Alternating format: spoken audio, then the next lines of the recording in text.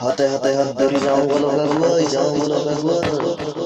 জোনা জোনা জোনা জোনা অসম ভ্ৰাম্যমাণ থিয়েটাৰৰ ইতিহাস। অসমতো বানপানী হয়, আমেৰিকাতো বানপানী হয়, কিন্তু ভ্ৰাম্যমাণ থিয়েটাৰ কেৱল আমাৰ অসমতে হয়, আমাৰ অসমতে হয়। ভিডিঅ'টি আৰম্ভ কৰাৰ আগতে মই আপোনাক খবৰ আগতে ক্ষমা বিচাৰিছো, কাৰণ অজানিতে ভুল-ভ্ৰান্তি হৈ যাব পাৰে। ক্ষমা মাৰ্জনা বিচাৰি মই আপোনাক খবৰ আগত বিপ্লৱ কুমাৰ সিংহ 1970-71 নাট্যবৰ্ষত নটৰাজ থিয়েটাৰ মঞ্চস্থ কৰা হৈছিল ব্লেক মানি নামৰ এখনি নাটক। পাছলৈ এই নাটকখন ভ্ৰাম্যমাণ থিয়েটাৰ জন্মদাতা নটৰাজ থিয়েটাৰৰ জন্মদাতাজন কি আকাৰে ৰূপান্তৰিত কৰিছিল? উত্তৰ চলচ্চিত্ৰ আকাৰলৈ ৰূপান্তৰিত কৰিছিল।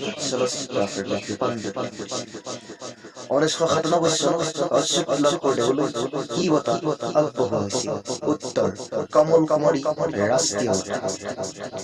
ভ্ৰাম্যমাণ থিয়েটাৰৰ জন্মখন কাক বিচাৰিলেও পোৱা নগৈছিল? উত্তৰ অভিনেত্ৰীসকল। এই বৰ্ষ অৰ্থাৎ 2019-20 নাট্যবৰ্ষত যেনেকৈ কাকেত আন্দোলন আৰু কৰোনা মহামাৰীৰ ফলত যেনেকৈ ভ্ৰাম্যমাণ থিয়েটাৰ বন্ধ কৰিব লগা হৈছে, ঠিক একেদৰে ইয়াৰ আগতেও এনে সমস্যালৈ আন সমস্যাই ভ্ৰাম্যমাণ থিয়েটাৰক বিপদত পেলাইছিল নেকি? হয়, আগতে ভ্ৰাম্যমাণ থিয়েটাৰলৈ এনে বিপদ আহিছিল যেতিয়া 1983 চনত অসম আন্দোলন হৈছিল। 2008 চনত অসম চৰকাৰে অচ্যুত লহকৰদেৱক কি বঁটাৰে সন্মান কৰে?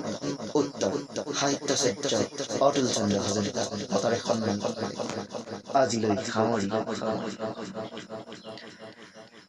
সদৌ ভ্ৰাম্যমাণ থিয়েটাৰৰ জন্মদাতা অচ্যুত লহকৰদেৱলৈ হেজাৰবাৰ প্ৰণাম জনাই আজিলৈ বিদায় মাগি